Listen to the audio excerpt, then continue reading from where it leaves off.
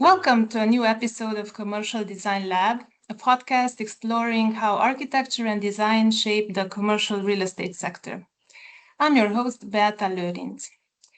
This episode focuses on adaptive reuse and conversions, examining the factors that make a project feasible, the challenges architects and developers face when repurposing existing buildings, and the role these projects are likely to play in the future of commercial real estate.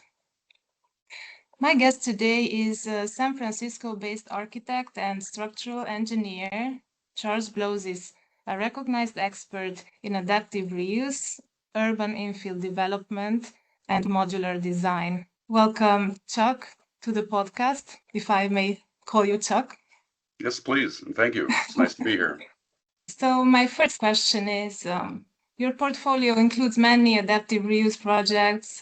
What drew you to working with existing buildings rather than designing primarily from the ground up? Well, I sometimes say that our firm, we were green architects before the term green was really in the common vocabulary. It's hard sometimes to say that if you're an architect, you're also an environmentalist, but one reason that my wife and I live in this wonderful location is it's close to the wilderness, and I like the city and I like the wilderness and not overly fond of the in-between, and believe, especially now, that urban density is a good thing. So my career spanned about 40 years and almost entirely adaptive use or additions or rehabilitations of existing buildings. So what are the main benefits of converting an existing building versus erecting a new one from ground up? Well, there are a few, and some are might not be as beneficial as you might think. I mean, the existing building is already there, of course, and the embodied carbon is already there. And oftentimes owners think that the project is going to be less expensive, especially if it's a major renovation. But generally, it turns out that it might be more expensive than raising the building and building a new one ground up. However, a lot of the buildings we worked on are old or historic buildings, and we have a architectural legacy. In fact, San Francisco is a very interesting story. We had an earthquake in 1906, so we have a large building stock of buildings that were built between 1908 and 1912. So there's a kind of a homogeneity of architecture in the core of our city that everybody is very fond of. Also, San Francisco is a challenging city to work in many ways. Sometimes some architects call it the San Francisco paradox. I mean, we're known for being socially progressive, but we're actually very architecturally conservative. So making an imprint or an impact on an existing building is full of process and controversy and public hearings and what we like to call the expanded design problem, which I find quite meaningful. I mean, we live in a city, everybody should have their say, and an interesting aspect of the work that we do. I think as we discuss, I wrote a book on this topic. I'm very interested in how old and new architecture juxtapose. One of the kind of simple approaches to a major addition to an existing building is to kind of clone what's there and make it look like what it always has been. And of course, historic preservationists don't want that to happen. Each building has its own timestamp, and so you want to preserve the timestamp of the original building, but at the same time, timestamp the new building. And it's a very challenging design proposition, I think, but a really interesting one. And all of our projects are kind of involve that new old dynamic and tension. Yes. And so you really have to think about what to preserve, what to demolish, maybe what to add, sustainability. You mentioned sustainability, and how much does embodied carbon factor into conversion decisions today? I'd say quite a bit. Most of our projects are LEED certified.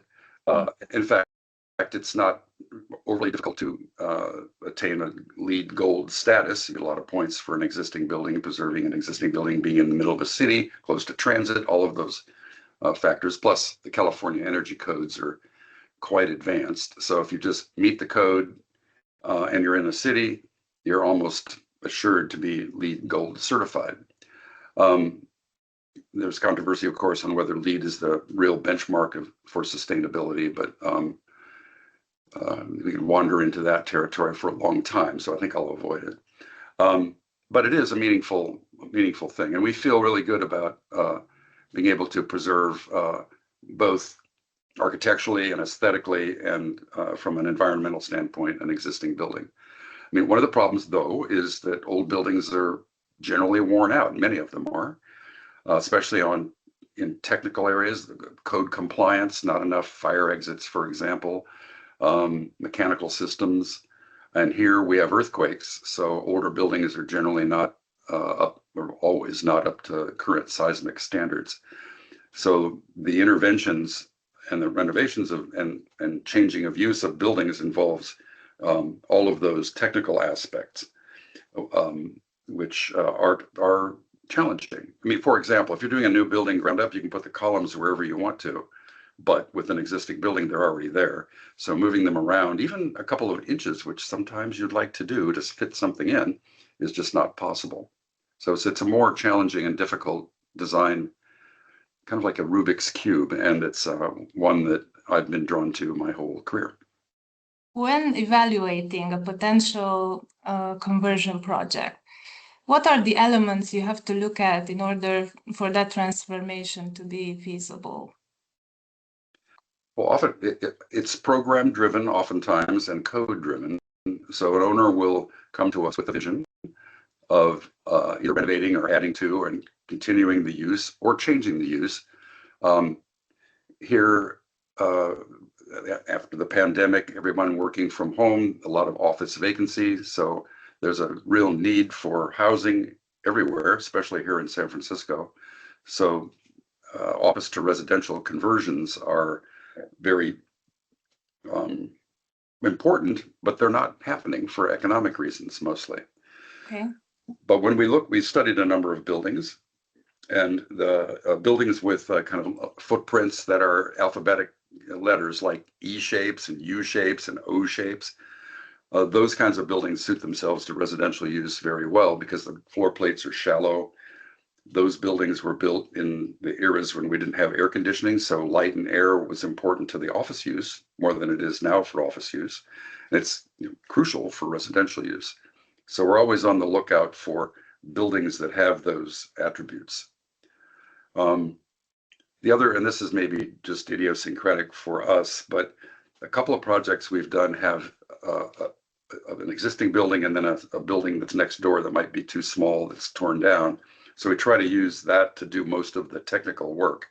So we'll put the new seismic system in the new building and then grab on to the existing building with that. A project we did 15 years or so ago was just that. It's a building built in 1902, had an addition put on in the 60s, and then we went on the other side with the new addition and kind of bookended the original building, seismically strengthened it, renovated it without tearing into it too much. So it was very well respected and regarded project by both the historic preservationists and modern architects. It was a kind of an illustration of how to approach projects like that. Yeah, but if you have large floor plates and no natural light, what can you do? Like, there are some interventions you can do to make it. That's a real challenge. Yeah, and from a commercial real estate standpoint, value per square foot goes down. Among residential projects, especially, there are kind of, I might call it an amenities war. Everybody wants to have amenities that they can offer along with the residential use, and those can go in the core. We call it the dark space. But if you have a whole building, where the elevators are usually in the core of the building, right? There's like concrete structural like core of the building usually.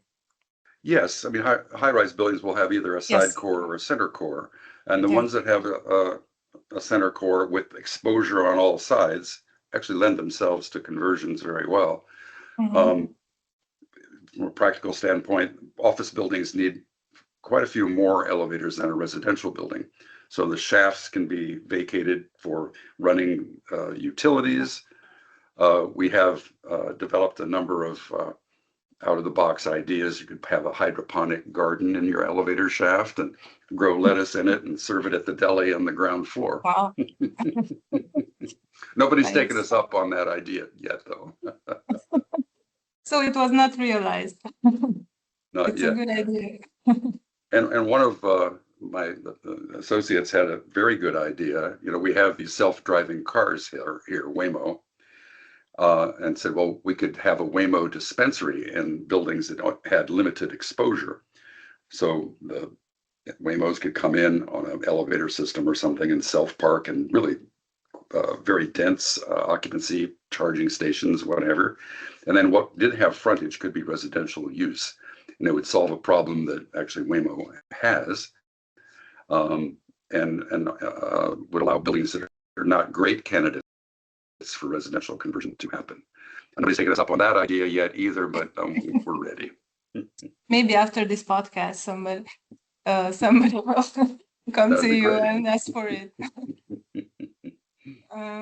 Okay, so these projects seem really complex and challenging for architects, and from many points of view, I guess, financially and structurally. Do the architecture schools prepare students for such projects? Because I think they are going to become more and more prevalent. That's an excellent question. Uh, Typically, the building codes and architectural schools are new buildings. When I went to school, that's the way it was predominantly.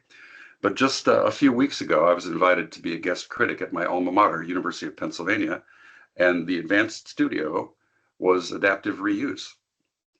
And one of the kind of précis of the studio was just as you say, buildings are getting older. The percentage of occupied space in older existing buildings is far greater than new buildings. There are all these reasons to preserve, and there's not a whole lot of vacant land in cities, especially here in San Francisco. So absolutely, yes. I mean, I think there's more of a focus, and I think schools are realizing that. And also, I think a key, I have taught over the years in architectural studios, and one of the key things is, I mean, when you're a student, it could be an overwhelming design problem just to design a simple building. But the more constraints that you add to the program, the more thinking has to happen. And I think that's what is really the benefit of an architectural education, because you learn critical thinking, how to put things together. That's what design is all about. And even if you don't become an architect, you can go in various paths with that basic knowledge. And I think schools are starting to recognize that. Government incentives. We touched a little bit on that, and they often determine whether a conversion project moves forward or not, and how the San Francisco's policies compare with other U.S. cities in encouraging adaptive reuse. So we have a new mayor, Mayor Lurie, who is less progressive than many in San Francisco would like. He's got a great approval rating, and he's trying really hard and he does understand the economics of development. So as a consequence, and also a basic need, the planning code has been changed. The city has enacted a number of ordinances to incentivize, especially office to residential conversions. The transfer tax that's been waived. There is a certain percentage of, if you do a residential project, a certain percentage has to be affordable. That used to be around 30%. That's dropped to 5%. So that can make the development equation pencil out, as they say, a little bit better. Zoning regulations have changed. The state has enacted a number of ordinances that allow breaking the height limit, for example, aimed at high density developments. Now, despite all of these incentives, brokers and developers are telling us that the cost of real estate is still high. It's getting higher because of AI coming in and gobbling up rentable square footage. Not quite enough, in my view, to make a difference. But anyway, the building prices are now creeping up a little bit. And construction costs in San Francisco are very high. Plus, these projects typically involve seismic upgrade. So compared to other cities where, like New York is doing a lot of conversion projects, Chicago, other cities, but we're not quite caught up yet. I think that, in fact, I was just talking to someone about this yesterday, a writer for the Chronicle, our newspaper here, and she was saying that we're close to a tipping point. It's out there someplace, but we just need somebody to prove that you can do this and it works economically. It works. You can have people living near the business district in downtown. There's a symbiosis there, and then others will follow.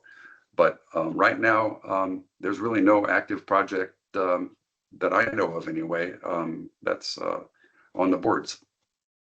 Okay.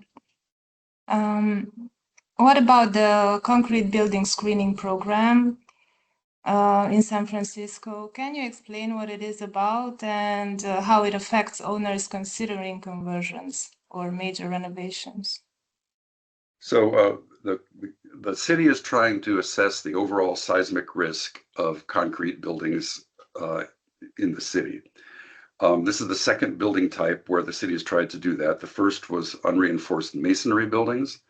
And there was a proposition in the 90s, Proposition A, it was called, that was passed that mandated strengthening of those buildings. In fact, I was one of the people that caused that to happen. I was chair of this AIA seismic committee at the time. That coincided with the dot-com economic boom. So a lot of old brick warehouse buildings were renovated and then leased to dot-com, and the owners were very happy because of that. And our building stock was a lot safer as a consequence. And there were something like 2,000 buildings, and I think about 90% of them were strengthened. This is similar. So non-ductile concrete buildings are where concrete beams and columns come together, and built old concrete buildings. The beams were plenty strong in warehouses, and there were lots of tests that were done to prove that. But the connection between the column and the beam doesn't typically have enough steel reinforcing, and that's the ductility. So those buildings are quite dangerous during an earthquake. You'll see buildings in developing countries that are columns and concrete plates, then in earthquake zones, and they'll get very punished. And there's lots of pictures of those. So that's what non-ductile concrete is. So the city has sent out a form to building owners that are suspected of having a concrete building of all types and all eras, and just trying to get a handle on how many of them are out there.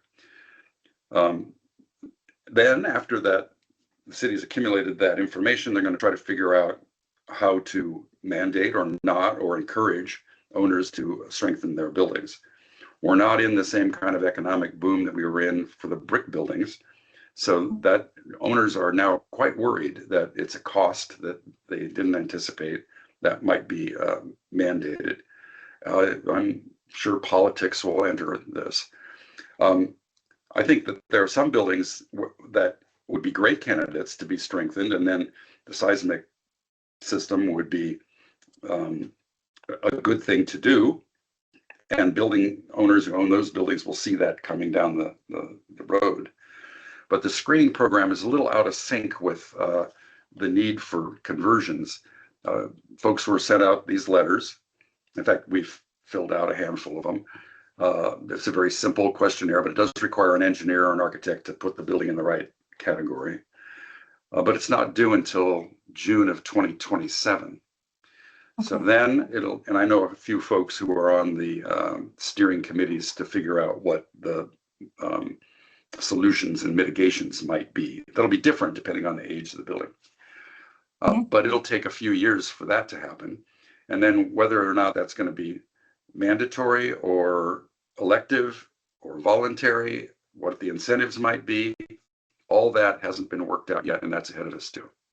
many of the people get the letter are kind of panicked, oh dear, what is this? Yeah.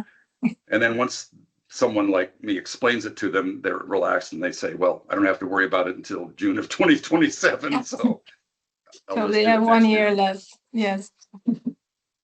My next question is about your portfolio, and if you have a project or two in mind which would illustrate both the opportunities and challenges of adaptive reuse. Recent projects. We have two. In fact, they were just published in Structure magazine. Okay.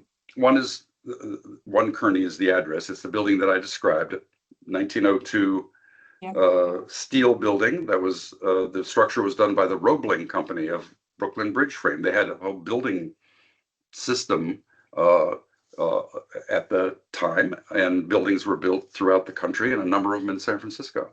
Anyway, it survived the 1906 earthquake. It was heavily damaged during the fire. And then in 1960, an addition was put on, designed by Charles Moore. It was a concrete building, very robust. And the steel building was flexible. So in plan, we called it a stiff tail wagging a flexible dog, which made the original building actually more vulnerable during an earthquake. So we built a third piece on the other side and hooked them all together. Our design critic here, John King, called it an architectural triptych. So that's one example. And then more recently, we did a very small addition to a school that's next to the Grace Cathedral, which is a city block as a landmark site. So it was kind of inserted very carefully onto the side of the building on a concrete terrace that already existed. And we had to make it very light, both visually and literally, and avoid seismic work and strengthening of the original building as a consequence. So it was and it became sort of the heart of the school, even though it's off to the side. So I'd be happy to send you the information we have on those two projects. They were both very satisfying, and they're both new, old, juxtaposed against very historic neighbors and landmark sites. How do you see the current wave of office and retail conversions evolving over the next 10 years? Are we at the beginning of a long-term shift in how we think about existing buildings? So I think as we just discussed, that there is a tipping point for office to residential or any building to residential conversion, that there's a huge need here for housing of all different affordable types. Retail is a big challenge. Retail was suffering before the pandemic, mostly because of online retailing. Yes. Our planning codes still mandate retail at the ground floor so that the streets are activated, which is a great concept. But we have a lot of vacant storefronts still, and you'll see that in many cities. I think that's not a consequence of the pandemic necessarily. It's a consequence of the economics of online retailing, actually. Yeah. I don't see that changing. So I think that maybe other ground floor uses should be encouraged that are active. And so the streetscape still is very active. In fact, what's happening here, the neighborhoods are thriving, and with a mix of uses on the streets. Some retail, but not all. So I think the big challenge is retail, really, and ground floor activation. And I think the residential wave it's already caught on around the country, and it'll certainly catch on here. Yes, but about affordability, are these office to residential conversions suitable for affordable housing, or just a small portion, I guess, of the units, right? I mean, usually they are especially in Manhattan, they are luxury apartments. They are not affordable housing, so. Well, the developers, of course, are always looking for return on investment, and having high rents is the supply side of the equation. Back to high construction costs being a real impediment. for building affordable housing, certainly. So the government incentives really are important. I think that the reduction of the percentage of affordable housing required here will change over time. There are theories that just building housing, period, will cause housing prices to drop because it's a supply-demand problem.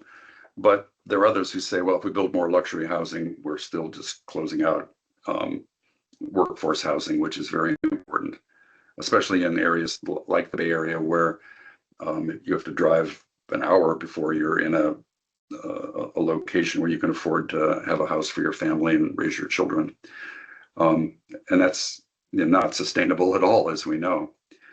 However, there are lots of government incentives, maybe not so much now with the current federal government, but there may be in the future, to incentivize workforce housing. I forgot, this is one financial incentive that applies to historic buildings or really old buildings, no matter what the use is going to be, and that's preservation tax credits. And this one Kearny project I mentioned, for example, qualified for federal preservation tax credits, $5 million, which was able to be used during construction. But the owner, of course, didn't have $5 million worth of tax. And so the program allows the tax credits to be sold, syndicated, they call it. And they were able to sell the tax credits for 95 cents to $1. And the giant company that bought the tax credits took credit for historic preservation. And it was a real benefit to the owner. And there are a couple of other historic preservation incentives, too, that are out there. So lots of possibilities on the supply side. It's just finding that equation where it works. Yes. And all of a sudden there's a return on investment or pencil out or however you want to say it. And then the projects happen. Yeah. If you could change one thing about the way developers approach adaptive reuse projects, what would it be? That's a great question. Developers have a bad reputation by and large, that they're greedy and they're just trying to make a profit. I have seen that a little bit, but not much. Mostly the people we work for, although we're very selective, want to make an imprint on the city and improve life for everybody. And the one in particular, I wouldn't say he enjoys the political process here, but he understands it. And he's very careful about talking to everybody who's going to be a stakeholder in the project, and we help with that too. We're the explainers of the project. And then we can, when it's done, we have this great project that everybody likes. I think I would maybe like most developers to be cast in that mold. I understand. My last question is, I have to ask about AI and if you have implemented it in your firm, in your own architecture practice, and if you have been using it, or are you planning on using it, or how do you see it evolving for architects? Well, I think AI is a great tool. So I'm not an architect out of the womb. I drifted around in my college days, and for a while I was a computer science major, and artificial intelligence was discussed a lot, but it was kind of real intelligence. I think what we have now is these large language models where the computer is great, better than humans actually, at processing data. And so what AI does is finds his precedents because it looks through this giant database and then applies that to the problem. That's not, at least in my view, a really intelligence. In fact, I think AI was discovered by the marketing departments of companies. Everybody has AI now. So I wrote a little piece that was called AI OMG. And the reason was, if you go on to Google Earth and you hover around a site that might be developable, all of a sudden a little pop-up will come up and say, go to, and I can't remember what it's called, it's a tool. And then Google will do a development for you with massing models of, 50 different options. And Google has been working on this for quite a while. So that's, you would say the kind of artificial intelligence that we architects should fear, because it pretty much replaces us.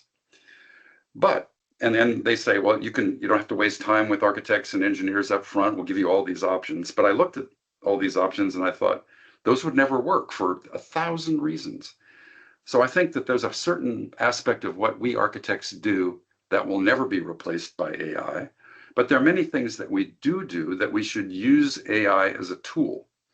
I'll give you another example. Structural engineers, for structural analysis, there's something called finite element modeling, and it requires an inversion of a stiffness matrix, it's called, which is a very computationally intense mathematical endeavor that a human couldn't do. And the reason we can do all these shapes and giant buildings now is because we have a tool, and this has been around for 20 years, that you could call artificial intelligence, that we've been using. So AI is already embedded in the work that I do anyway, and has been for a long time. I think we need to take advantage of its strengths and be a little wary of its weaknesses. Thank you very much, Chuck. Thank you for inviting me.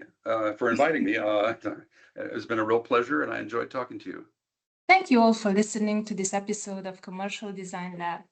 If you enjoyed this conversation and want to hear more commercial design insights, make sure to follow CPE Podcasts on Spotify, Apple Podcasts, or wherever you like to listen.